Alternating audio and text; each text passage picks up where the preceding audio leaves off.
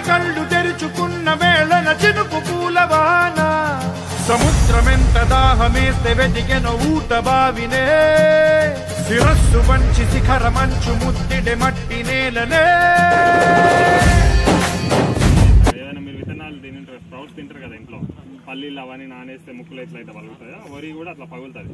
పగిలిన తర్వాత మనం నారుమడి పోసుకుంటాం, అలకడం అంటారు వ్యవసాయంలో.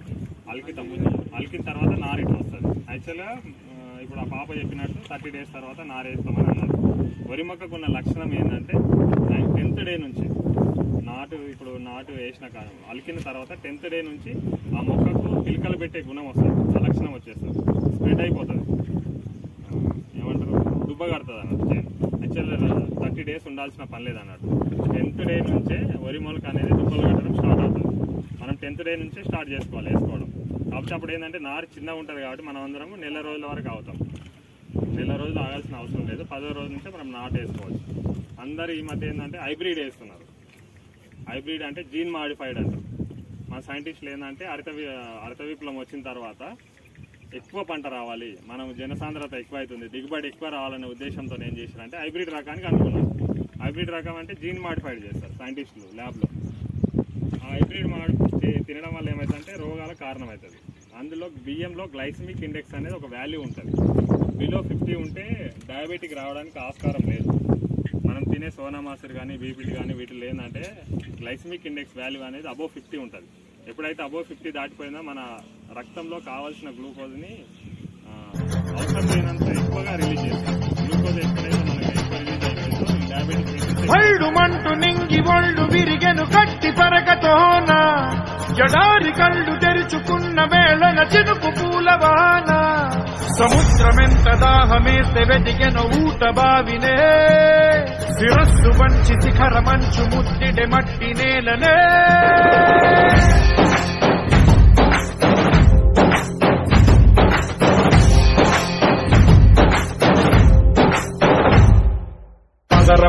పదరా నీ అడుగుకి పదును పెట్టి పదరా నీ అడవిని చదును చెయ్యి మరి వెతుకుతున్న సిరి దొరుకుతుంది కదరా. పదరా ఇప్పుడమిని అడిగి చూడు పదరా చిగెలుకను మలుపు ఎక్కడను ప్రశ్నలన్నిటికీ సమాధానమిదిరా.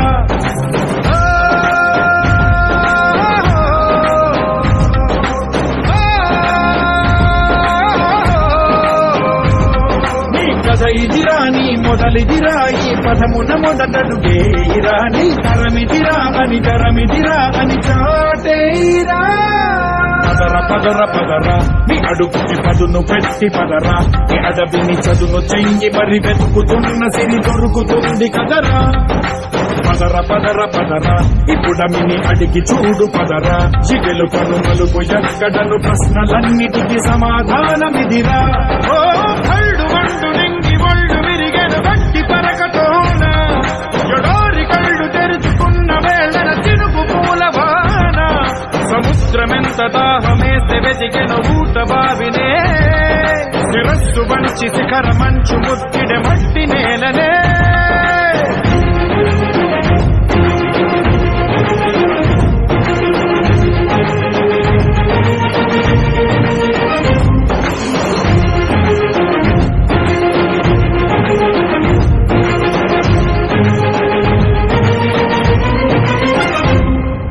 కదిలే ఈ కాలం తన రగిలే వేదనకి పదునల్లే విసిరిన ఆశల బాణం నువ్వేరా.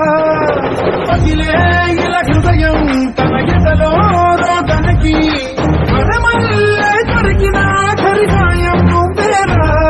కడురెప్పలలో తడి ఎందుకని తననడిగే వాడేలే విలపించేటి ఈ భూమి ఒడి చిగురించేరా.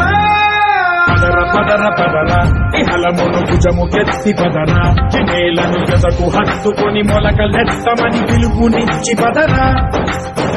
పదరా ఈ వెలుగను పలుగు దించి పదరా పగుళ్లతో పనికి రానిదను బ్రతుకు భూములిక మెతుకులిచ్చు కదరా. His name is Shashidhar Reddy. He is my super senior. When I was in school, we both studied in same school. So he is a software engineer. Understanding? Yes, ma'am. Who is he? Software engineer. but he is not satisfied with that job. Okay, he came into farming. Okay, now he is doing the different types of farming here. He is going to explain about the farming. Okay, listen. Good morning all. Water soluble vitamins ఉంటాయి, fat soluble vitamins ఉంటాయి. యాక్చువల్గా water soluble vitamins అనేది మనం తీసుకునే water నుంచి, minerals నుంచి వస్తాయి. కానీ ఫ్యాట్ సాల్యుబుల్స్ విటమిన్స్ ఉంటాయి, విటమిన్ ఏ, డి, కే. ఇవన్నీ ఎట్లా వస్తాయంటే ఆయిల్ ఫ్యాట్ ఉన్నప్పుడు ఫ్యాట్లో మాత్రమే కరుగుతాయి. అవి బయట దొరికే ఆయిల్లో మీకు ఆ ఫ్యాట్ పర్సెంటేజ్ ఉండదు. సో మనకు ఆ విటమిన్స్ అనేది మన బాడీకి అబ్జర్వ్ చేసుకోలేము. ఇందులో గుడ్ ఫ్యాట్ ఉంటుంది, మనం గానుగ నుంచి తీసిన ఆయిల్స్ గుడ్ ఫ్యాట్. ఆ ఫ్యాట్ వల్ల మనం ఇప్పుడు క్యారెట్ తిన్నారు మీరు, సపోజ్ క్యారెట్ లేటర్ క్యారెట్ మంచిదని క్యారెట్ అనుకుంటారు. క్యారెట్ మీరు ఆయిల్లో వేస్తారు, రిఫైండ్ ఆయిల్లో. మీకు అందులో ఉన్న విటమిన్స్ అన్ని మన బాడీకి వస్తాయని అనుకుంటున్నారా?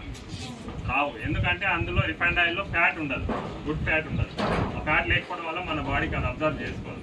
ఎప్పుడైతే ఆ విటమిన్స్ అనేది ఈ ఫ్యాట్ కంటెంట్లో, మన గానుగ ఆయిల్ ఫ్యాట్ కంటెంట్లో కలిసినప్పుడు మన బాడీకి మంచిగా అందుతుంది అన్నట్టు. డిఫరెన్స్ అది విటమిన్లో. ఫ్యాట్ కావాలి మనిషికి, అంటే గుడ్ ఫ్యాట్ కావాలంటారు. బ్యాడ్ కొలెస్ట్రాల్ అట్లా తీసుకోవాలి. రిఫైండ్ ఆయిల్ నుంచి బ్యాడ్ కొలెస్ట్రాల్ వస్తుంది.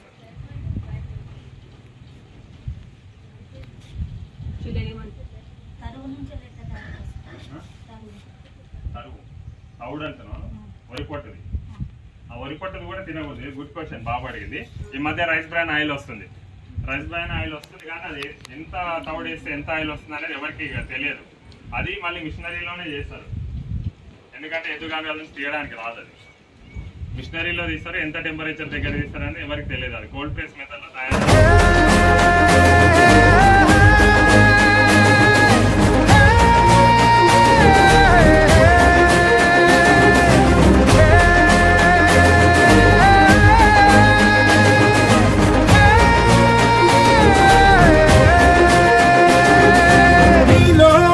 చలనం మరి కాదా సంచలనం, చినుకల్లే మొదలై ఉప్పెన కాదా ఈ కథనం.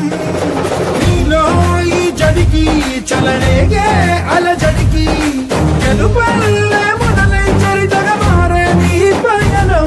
నీ ఆశయమే తమ ఆశ అని, తమ కోసమని తెలిసా నువ్వు లక్ష్యమని, తమ రక్షమని నినదించేరా. పదర పదర నిగతముకు కొత్త చలనమిదిరా, నీ ఎత్తుకు తగిన లోతు ఇది తొలుపు నాది గది తలుపు తెరిచి పదరా.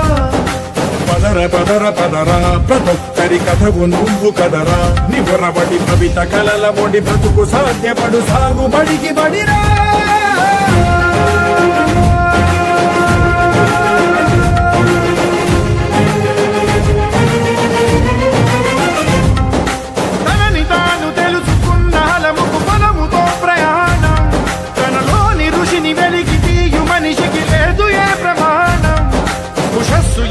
ఊపిరిచ్చి పెంచిన కాంతి చుక్కవో, తరాల వెలితి వెతికి తీర్చవచ్చిన వెలుగు రేఖవో.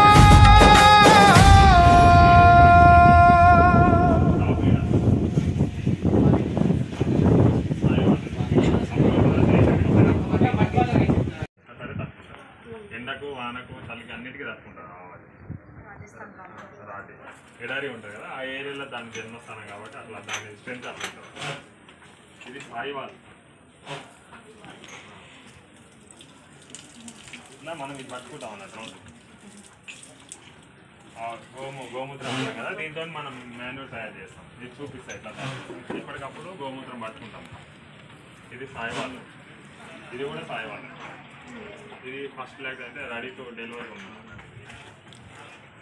ఇది కాంక్రేజ్, బాహుబలి సినిమాలు చూస్తుంటారు కదా, పెద్ద కొండ. ఇది గిర్రు ఉంటాయి. ఇది సాయివాల్ మేల్ ఫుల్. ఇది గిర్రు అంటే దీనికి ప్రత్యేకత ఏంటంటే ఇది మనిషి స్వభావానికి దగ్గరగా ఉంటుంది.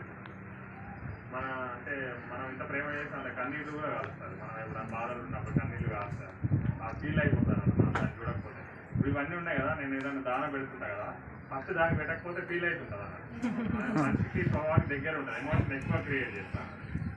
శ్రీకృష్ణుడు గోవర్ధన పర్వతాన్ని ఎత్తిండు అని అప్పుడు ఆ కాలంలో ఆయన ఏవైతే ఆవులను కాకుండా ఇది అన్నట్టు గుజరాత్ రాష్ట్రానికి చెందిన గిర్ ఫారెస్ట్ జరిగిన శ్రీకృష్ణుడికి ఇష్టమైన ఆయన ఒక పాలించిన ఆవులు.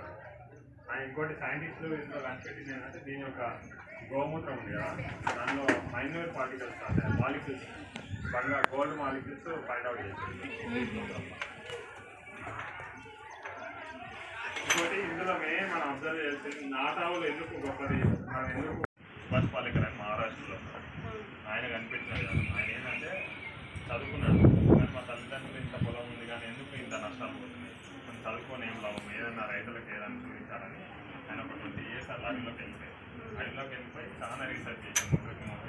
అంటే అడవి మనం ఒక లాజిక్ ఆలోచిస్తే మనం పంట పెడితే మనం వీటికి అన్ని సస్యరక్షణ చర్యలు చేపడతాం. అడవిలో ఎట్లా పెరుగుతుంది మరి ఏ విధంగా పెరుగుతుంది అని అబ్జర్వ్ చేసిండు. అట్లనే అడవిలో రోజు అక్కడే ఉండడం ఉండేసి ఆలోచన చేసింది. చెట్టుకు వాళ్ళు వాటర్తో అవి మేనేజ్ చేయాలి, పక్షులు క్రిములు ఉంటాయి, వాహనాలు వాటి వల్ల అడవి అనేది మంచిగా ఉంది. మనం ఖరాబ్ చేసాం కదా అప్పుడు కనుక్కున్నాం. అయితే అప్పుడు కనుక్కొని ఆవు పేడతో రీసెర్చ్ చేసినాం. 1 గ్రామ్ ఆవు పేడతో 300 కోట్ల సృష్టి దట్ పాజిటివ్ ఏనాది దాన్ని కనుక్కున్నాడు ఆయన. అయితే రైతులకు ఇట్లా మోడర్గా ఇస్తే అంటే ఏమంటారు మాడిఫైడ్ వేలో అందివ్వాలనుకున్నాడు. దాని మీద రీసెర్చ్ చేసేసి ఇది కనుక్కున్నాడు. ఎక్కువ ఒక ఆవుతో 30 ఎకరాల వ్యవసాయం చేయొచ్చు. ఒక ఆవుతో 30 ఎకరాల వ్యవసాయం ఎట్లా చేయొచ్చు అంటే ఇది ఒక 200 లీటర్లు కదా, 200 లీటర్ల దానికి 10 కిలోల ఆవు పేడ, 10 లీటర్ల ఆవు నూనె, 2 కిలోల బెల్లం, 2 కిలోల శనగపిండి, గుప్పడి పుట్టమని అంటే ఇక్కడ ఈ ఎరువులు వేయండి మన్ను ఉంటుంది కదా చెట్ల కింద కానీ చెరువులో కానీ మందు వాడాలి. అది తీసుకొచ్చి ఇందులో కలిపేస్తే మనకు 4 days తర్వాత 5th day నుంచి పంటల్లో వాడితే మన నాకు ఫెయిల్ ఉంటుంది. ఇప్పుడు ఈ సంవత్సరం ఒక 3-4 రైతులు మనకి చేస్తామంటే మన విధానంలోకి వచ్చారు, వాళ్ళకి మేము సపోర్ట్ చేస్తాం. ఇది కూడా మనమే పండిస్తామా లేకపోతే కొనుక్కుంటారా? ఇక ఇదాన్ని